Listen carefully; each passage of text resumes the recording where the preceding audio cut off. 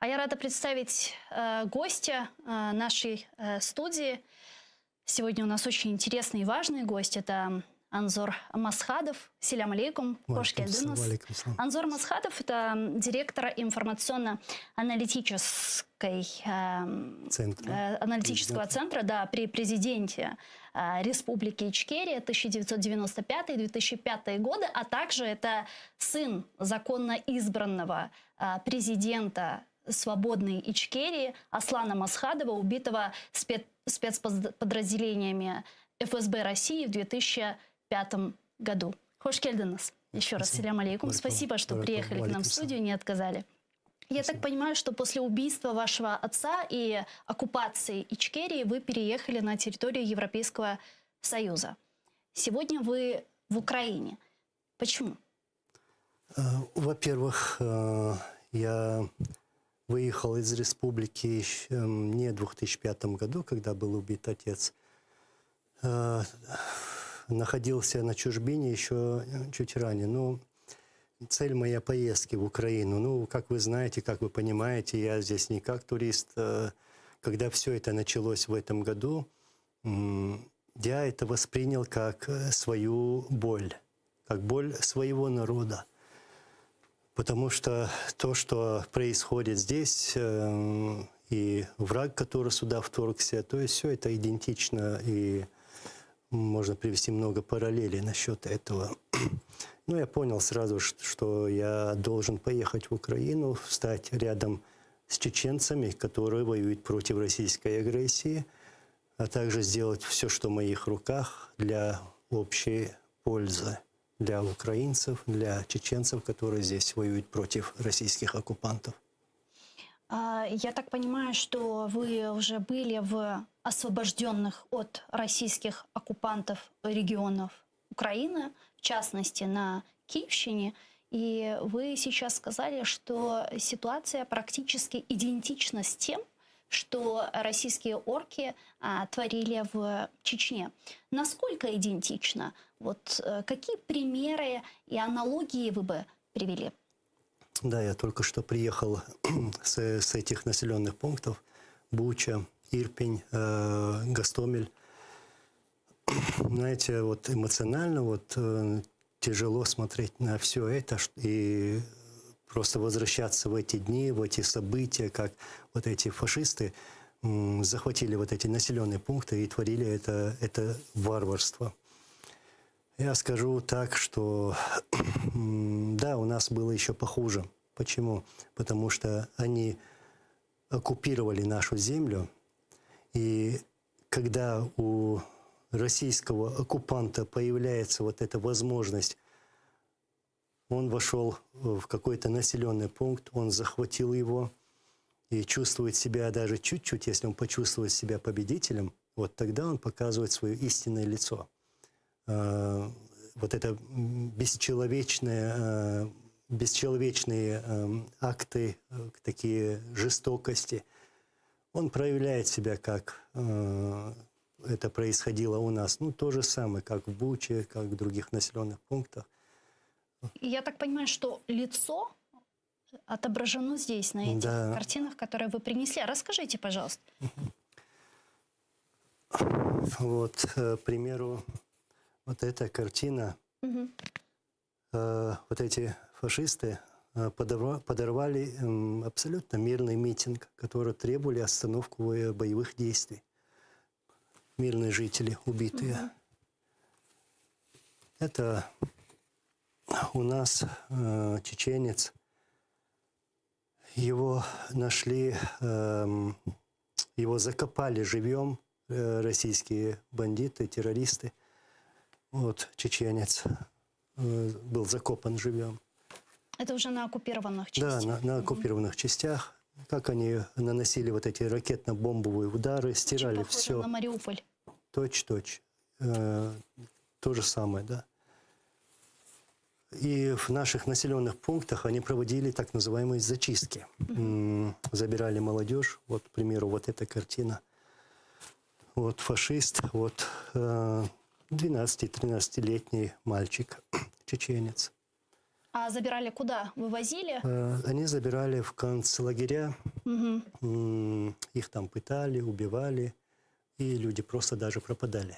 Или же продавались обратно родственникам за какую-то сумму. Там, Да, кстати, об этом недавно советник офиса президента Михаил Подоляк также сообщал на своем твиттере. Он говорил о том, что российские оккупанты требуют выкуп в размере 5000 евро за украинского Да. военного. У Да. нас даже цены такие были. За раненого, за убитого, даже тела продавали.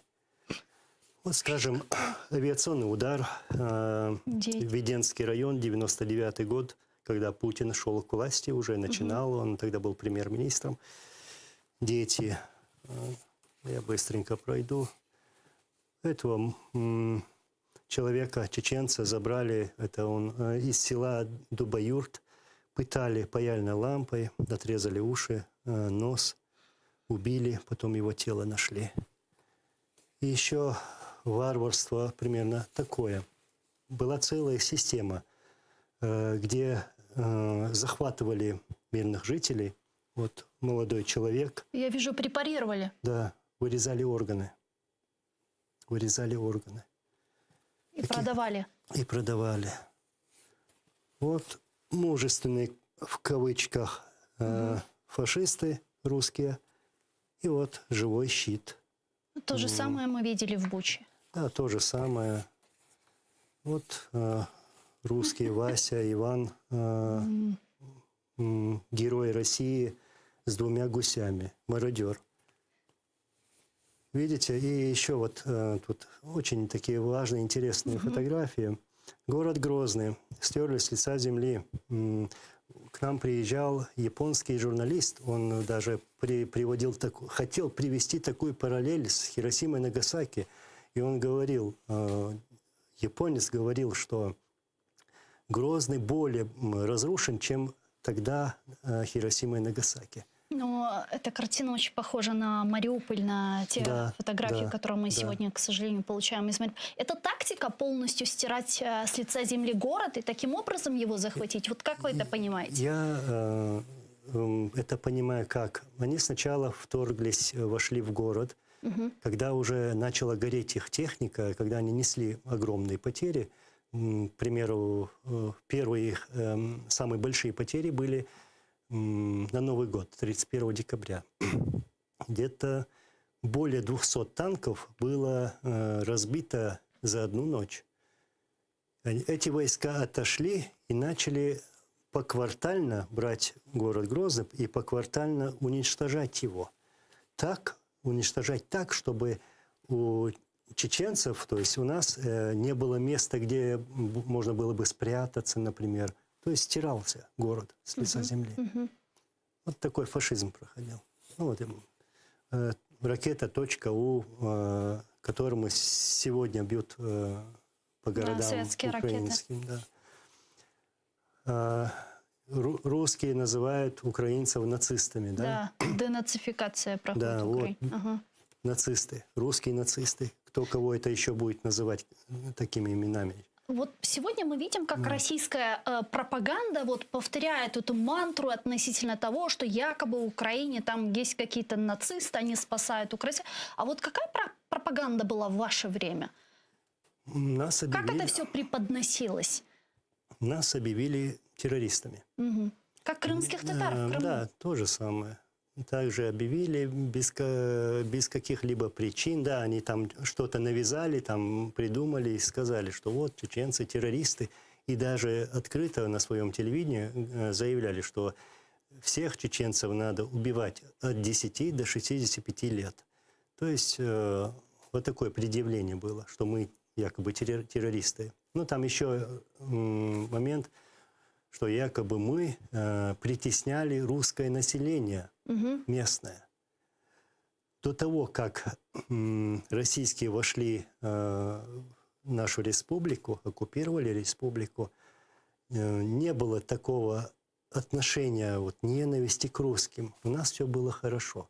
Мы их в своих подвалах прятали. Мы вместе прятались в подвалах от российских бомб. И они прекрасно знают, сколько тысяч мирных жителей из числа русского населения они убили артиллерийскими обстрелами, авиационными бомбами, то есть убивали всех подряд. То же самое сейчас происходит в Харькове, который считался всегда русскоговорящим городом, в Одессе, который также считался русскоговорящим городом. И примерно то же самое сейчас происходит в Украине. То есть действительно тактика вообще не изменилась. Да. Ну вот еще Детки. 5 детей. Село Ригахой, это в горах Ичкерии. Прилетел самолет, сбросил бомбу. Отец пришел домой, вся семья убита. И кто кого будет называть террористом. Вот, к примеру, тоже семья, целая семья, мать, дети. Заехали БТРом во двор, вывели семью, расстреляли. Там грудного ребенка в своей колыбельке расстреляли эти фашисты. Ансурбек, я вот что вас хотела спросить. О пути вашего отца и о том, что вы делали, находясь рядом с ним. Где вы находились? Какую роль тогда вы занимали? Потому что ваш отец был советским генералом-полковником, да, если я не ошибаюсь. Потом стал одним из президентов свободной Ичкерии. Как он вас воспитывал?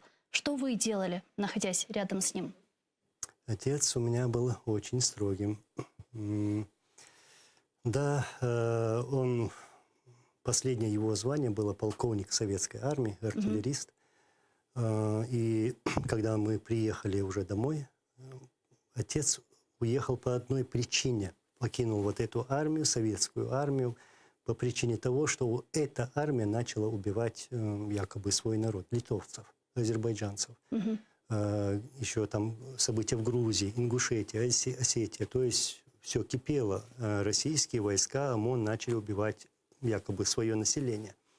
И он покинул эту армию с такими словами, что я не хочу служить в армии, которая убивает мирный народ. Мирный народ. Он вернулся, и во время Первой российско-чеченской войны я находился с ним, рядом с ним, прошел Первую войну, это 2 года. И во время Второй войны я являлся его специальным представителем по особо важным поручениям, а также был директором, как вы сказали, информационно-аналитического центра при президенте.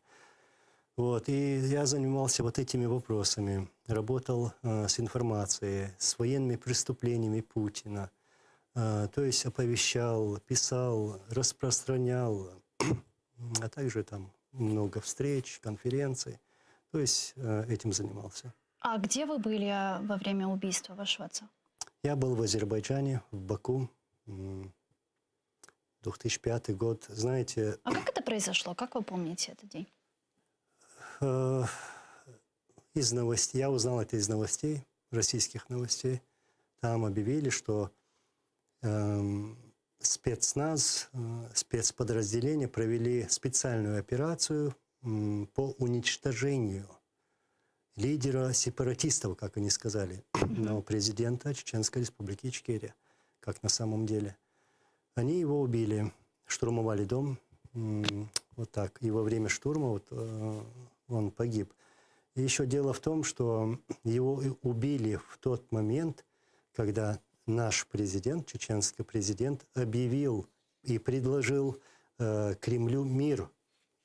Наш президент остановил войну в одностороннем порядке и предъявил этот мир. То есть был сделан шаг, что вот мы, чеченцы, даже мы, вот, которые сопротивляемся российской агрессии, мы готовы на мир.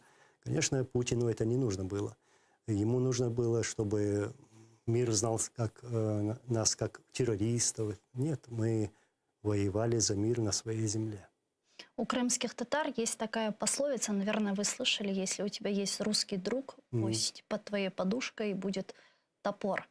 У чеченцев есть что-то аналогичное относительно того, что нельзя доверять русским и каким-либо договоренностям, составленным с ними? Есть. Сейчас переведу. У русского мысль меняется 9 раз ко дню. То есть сейчас ты договоришься с кем-то из них, а потом ты можешь что-то ожидать через час или через 5 часов.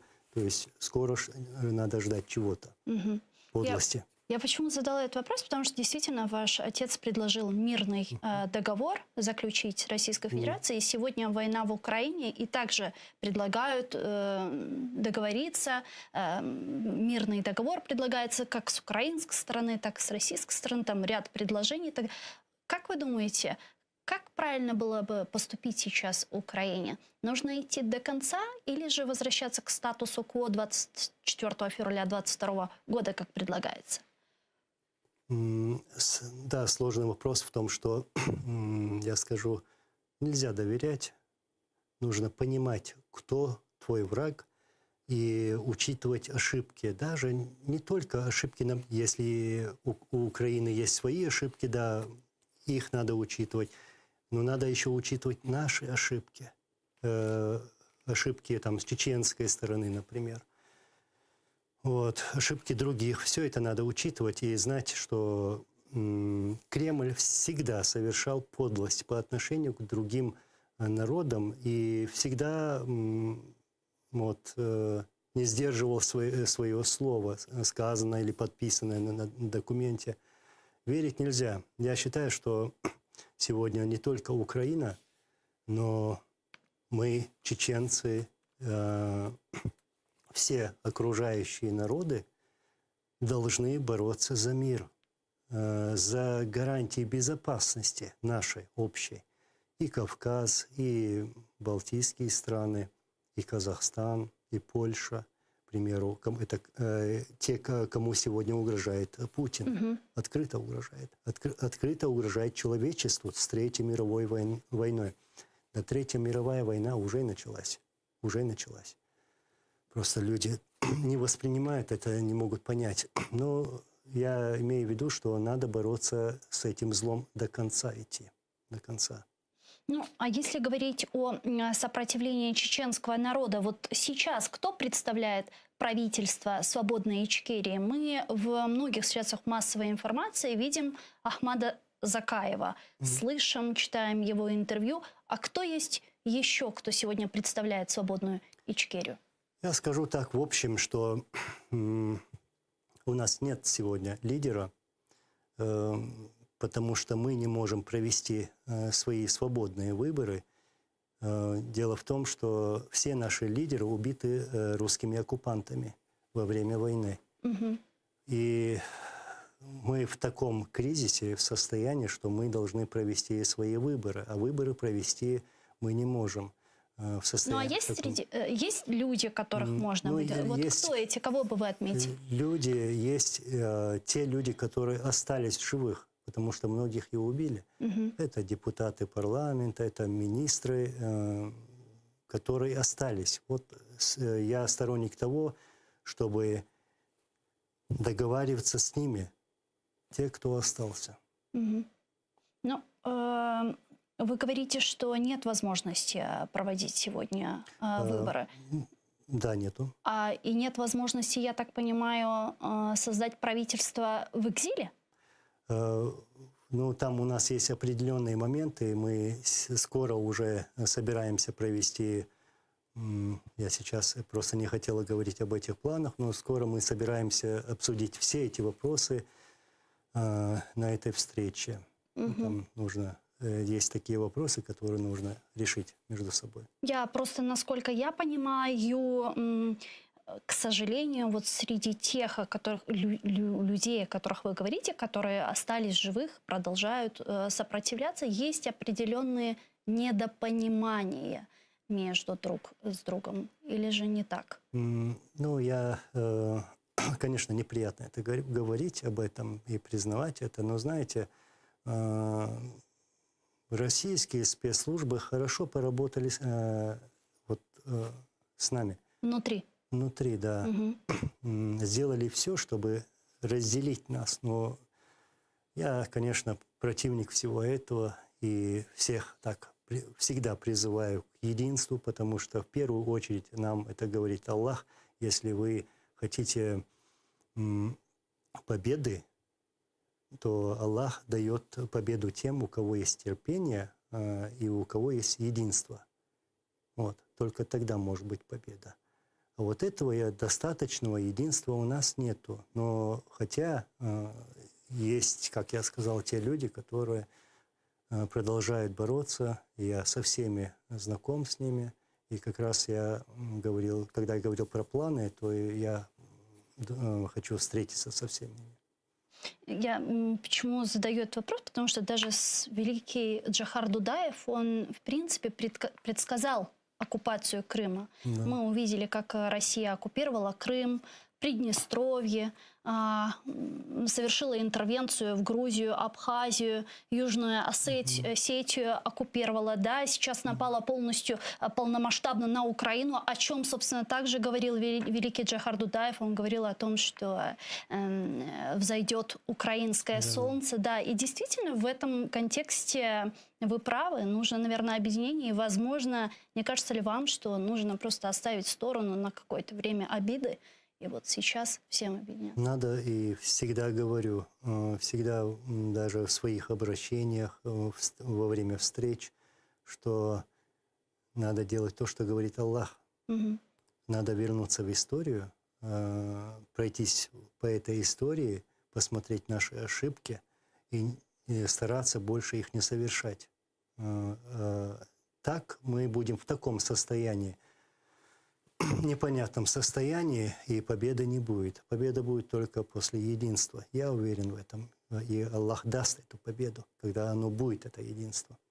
Перед началом широкомасштабного вторжения России в Украину Путин и его вурдалаки на Совете Безопасности России, наверняка вы видели это заседание, они приняли решение о признании так называемых ДНР и ЛНР. Они признали также, если не ошибаюсь, Абхазию, да, и наплевали абсолютно на все международные договоренности, которые вообще могли были быть. Вот вам бы хотелось, чтобы Украина также признала свободную Ичкерию? Конечно, мы этого и добиваемся, чтобы мир нас признал, как мы свободные люди. И это признание мирового сообщества Украиной, другими странами, это будут наши гарантии безопасности. Это то, что говорили наши лидеры всегда, которые мы требовали от других стран. Мы много раз обращались, наша страна обращалась ко всем, что мы требуем гарантий безопасности для нашего народа, чтобы никто не имел права совершать агрессию, начинать войны, как это происходит у нас, или там насильственные депортации совершать. Вот чего мы хотим. Конечно, я хочу этого, и это и спасет наш народ. Просто мне кажется, что если бы Украина признала независимость свободной Ичкерии, это бы очень рассердило Российскую Федерацию и добавило бы субъектности, как мне кажется, субъектности Украине, ну и статуса нашей стране. А кто признал вообще? Есть такие страны? Да, есть. Было признание со стороны Грузии. Затем, вообще-то, признала и Россия.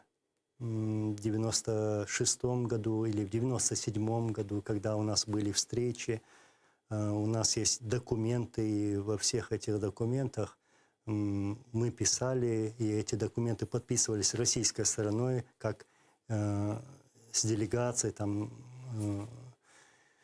Чеченской Республики Ичкерия. Вот. Даже мирный договор между нашим государством и государством Россия тоже был подписан как с Чеченской Республикой Ичкерия. Даже Борис Ельцин, выступая, произнес такую речь в 1997 году во время подписания мирного договора с моим отцом, с нашим президентом. Он сказал так, что вот мы когда-то не понимали друг друга и вели войны. В течение 400 лет шла война. И якобы, мол, надо остановить раз и навсегда, поставить точку. И вот мы подписали этот документ, заявил Ельцин в то время. А где исламский мир? Где мусульманские страны? Почему они не признают независимость Ичкерии? И более того, ездят к Рамзану Кадырову, общаются. Рамзан Кадыров ездит на Ближний Восток и так далее.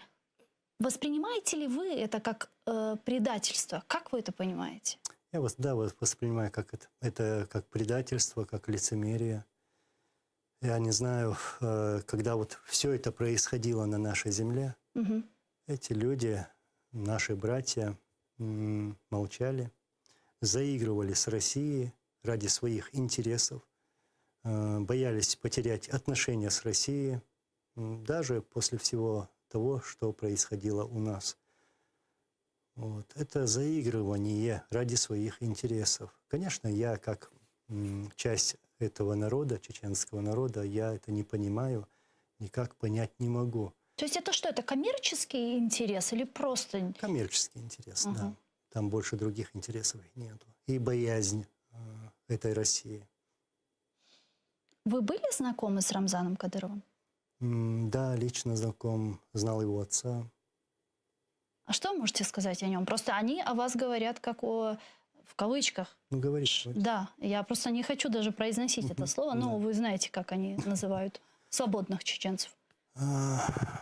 Ну, я вообще-то пытаюсь мало говорить об этой личности. И я не противник, чтобы кого-то как-то даже врага своего оскорблять, но это предатель чеченского народа, который в действительности ничего из себя не представляет. Мы, конечно, те чеченцы, которые уважают свою религию, свой народ и свою историю, своих героев, никак не сможем понять вот тех, которые стоят сегодня за Путиным. Как можно после всего этого, после того, как русские убили 300 тысяч наших мирных жителей, идти им на службу, работать на них, брать эти подачки и, более того, делать такие громкие заявления. Ну, люди говорят, что якобы он участник войны,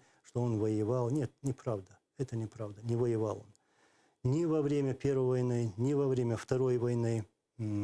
Он был таким же, я скажу как есть, когда люди, чеченцы, воевали, он на свадьбах танцевал. Вот его профессия как бы. Ну, то же самое, например, он делает, недавно сделал видео, говорит, вот я в Мариуполе, я нахожусь в Украине. То в Буче был еще. Да, а сзади заправка. Заправка Роснефти. Российская заправка. И видео сделано в Ростовской области. В Буче, там, Гостомеле и так далее, там заявления были, я Киев возьму, сколько раз он его берет. Ну, просто как клоун. Такое отношение. А какова роль кадыровцев, военных в Украине? Я просто не хочу их называть чеченцами, мы их называем кадыровцами. Спасибо. Да. Вот какова их роль? Как вы видите, вот недавно муфтий Чечни назвал вторжение в Украину войной за пророка и за ислам, джихадом. Да, вы видели это заявление. Как вы это воспринимаете? Как вы оцениваете их роль здесь, в Украине? Ну, роль... я их не жалею нисколько. И, конечно же, чеченцами не считаю и не буду считать. Это российские военные. Это российские оккупанты, я даже скажу русские оккупанты. Они называют их братьями, вот, русских. Их роль сегодня, насколько я знаю, они в основном находятся в тылу, делают вот эти ролики, якобы они стреляют. Тикток-армия. Тикток-армия, да, вот именно. Уже люди, весь мир смеется над этой армией. Я всегда говорил, да не бойтесь вы этих кадыровцев. Они не так страшны, как пугают ими? Не так страшны. Почему? Потому что, знаете, мужчина, герой, мужчина никогда не позволить себе унижать свой народ или пугать женщин, детей, стариков, бить их. Это то, что они делали у нас. К примеру, я приведу такой пример. Мою тетю забрали. Мгм. Ей тогда было за 70 лет. Вот представляете, такая картина. Эти русские пехотинцы Путина избивали ее прикладами, избивали и требовали, чтобы она стала на колени. А тетя у меня была такая боевая, она не встала на колени. Они ее избили, та потеряла сознание. А эти усмехались и говорили, мы даже женщину не можем поставить на колени. Вот это и есть армия Кадырова. А правда ли, что кадыровцы были под Гостомелем, в Буче, в Ирпене, Мариуполем, и самые большие зверства совершали именно они? Хороший вопрос. Вы, наверное, тоже видели списки тех, кто был в Буче. Да. Да. Там среди более 1000, сейчас я не могу вспомнить цифру, более 1000 их было в общем Да. количество. Из них только 2 чеченцев. 2. Я просто была в Буче, Да. общалась с местными жителями. Мгм. И вот там, и причем с разных улиц, и там многие мне в унисон говорили, что вот многие, кто совершал зверство, называли себя чеченцами. Мгм. То есть может ли быть такое, что Может. российские военные представлялись Может. кадыровцами? Это даже может быть и такое, что, да, я согласен вот с тем, что вы сказали. Может быть и другое, что вот мирный житель, украинец, он может воспринять его как чеченца. Ну, у нас потому что есть светлые чеченцы, рыжие чеченцы, к примеру, и все темные. Вот. Если у него есть борода, вот подумать, ну вот, наверное, чеченец. Вот. Может быть и такой момент. Но сам факт, что было только 2. Мгм. Те, которые находились там в Буче, по моей информации. Сегодня средства массовой информации Украины распространили информацию, что в Чечне на войну с Украиной отправляют заключенных, в том числе родственников оппозиционеров, то есть пугают расправы над их семьями. Это так? По вашим данным, по вашей информации? Да, это так. Я тоже слышал это, что насильственно, вот так под давлением отправляют этих, как вы сказали, их на войну против Украины. И если вот человек откажется от этого, то угрожает тем, что будет расправа с родственниками, с матерью, с сестрой или там вообще с родственниками.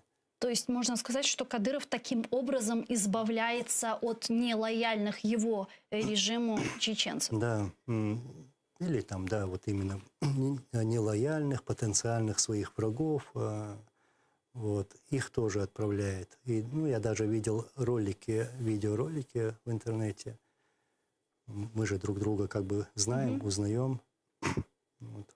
Есть такой факт. Скажите, а достаточно ли сегодня сил в Чечне, оппозиции, для того, чтобы на фоне происходящих событий в Украине провести какую-то революцию, поднять свободную Ичкерию?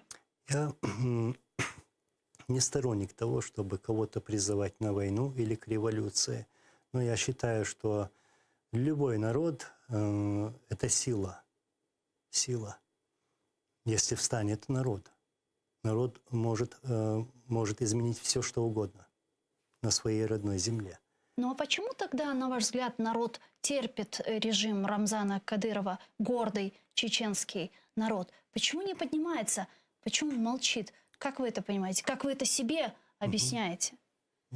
Трудно даже самому себе это объяснить, но вот факт я могу привести такой, что они использовали все методы. убийства, пытки, забирали, и люди просто пропадали. А сейчас они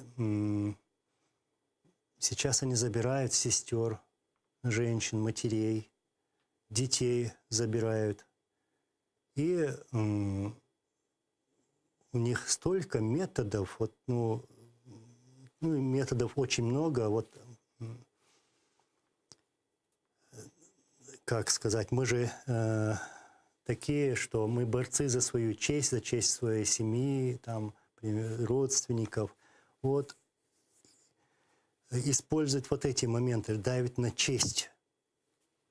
То есть могут, мне сейчас трудно это говорить, выговаривать,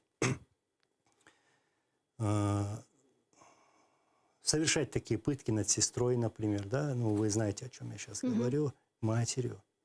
Эти сложные моменты. Насиловать. Насиловать, да. Они это делают. И правильно ли я понимаю, что в таком случае чеченский народ сегодня выбрал такую выжидательную тактику? Или нет? Могу и согласиться, могу и не согласиться. Раскройте, пожалуйста. Да, я не могу понять на самом-то деле. Я считаю, что мы должны все встать. Должны раз и навсегда просто хребет сломать этому бандиту. Потому что наши отцы, наши прадеды не позволяли такого.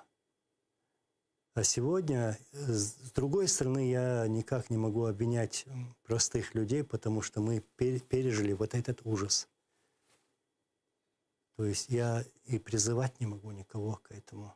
Но у великого Джохара Дудаева есть такая очень пронзительная, я бы сказала, фраза. Он сказал, что если сегодня осторожность отцов, если сегодня трусость отцов называют осторожностью, то завтра рабство детей будут называть преданностью. Видите, да, все равно я возвращаюсь к этому тоже.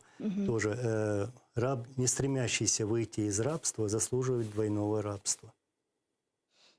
Сегодня Россия напала на Украину, уже 62-й день сопротивления Украины российскому фашизму. На ваш взгляд, вообще для вас это было неожиданностью, нападение России на Украину или нет? Я предполагал, что Россия не остановится, Россия пойдет, будет воевать и будет до конца воевать. И сейчас это временное затишье в каких-то регионах, я считаю, что это затишье нельзя верить России, тем более этому бывшему подполковнику спецслужб России Путину. Они пойдут на все. И когда они уже начали выдвигать технику, войска, границы с Украиной, многие говорили, что это просто показуха, давление оказать какое-то, что неправда, что они не войдут в Украину. Я уже понял, что это уже война идет к этому. Сегодня нас смотрит Крым, крымские татары. Вы знаете, что Крым сегодня находится под оккупацией уже на протяжении последних 8 лет. И, естественно, это широкомасштабное вторжение России в Украину, оно породило очень много надежд для многих народов, не только для крымских татар, которые ждут освобождения Крыма, но и для, в том числе, чеченцев, Ичкерии и многих других тюркских, в том числе, народов, которые проживают на территории Российской Федерации. Перспектива. Что нас ждет по завершению этой войны? Как вы видите эту конструкцию? В своей голове она у вас уже как-то сформирована? Мы должны, как мы вначале говорили, идти вместе к этой свободе, добиваться этих гарантий безопасности для наших народов. И наши народы – это братья, мы братья. И в сегодняшней борьбе нам надо быть вместе. Если мы совершим какую-то ошибку или же дадим какую-то слабинку, это будет нашей фатальной ошибкой. И надо встречаться, надо вместе идти к этой нашей цели. Освободиться от этого террора, от этой оккупации. Но чтобы добиться этого, нужно, чтобы был крах этого режима путинского. Вот, ну, я, конечно, желаю всем мира, всем нашим братьям, сестрам. Вот еще по поводу крымских татар хотела вас спросить, вот буквально минутка до завершения нашего эфира. Вы знаете, что многие крымско-татарские семьи в свое время приютили чеченских мальчиков, девочек, Да, было девочек, да, было. детей, которые остались, к сожалению, без родителей. И даже лидер крымстарского народа Мустафа Джемилев также приютил 2 чеченских мальчиков. Как вы видите поддержку крымских татар? Я вот, когда общаюсь с крымскими татарами, ну, не только когда я сюда приехал в Украину, и до этого я общался с нашими братьями, то, конечно, понимание, взаимопонимание. И, как вы сказали, что вот приютили наших детей, чеченских детей, я лишь могу так сказать, что отблагодарить за эту поддержку, за оказанную помощь. Мы это не забыли и не забудем никогда, потому что в трудный момент мы должны друг друга поддерживать. Даже было такое время, Голодомор, да, много украинцев приехало на нашу землю. То же самое мы их приютили, приняли как своих. И они жили с нами вот, в те даже времена. Мы должны друг другу оказывать помощь. И как бы в заключение я хотел бы поздравить всех наших братьев и сестер с Рамаданом. Уже он приближается к концу. И, иншаллах, мы выстоим, мы победим. И, как я сказал, нужно идти к этой цели вместе. Иншаллах, мы пойдем. Иншаллах. Чох сау болыңыз, Назарбей, что приехали к нам в студию и ответили на наши вопросы. Спасибо вам. Анзор Масхадов был гостем нашей студии. Я с вами не прощаюсь. Эфир телеканала АТ.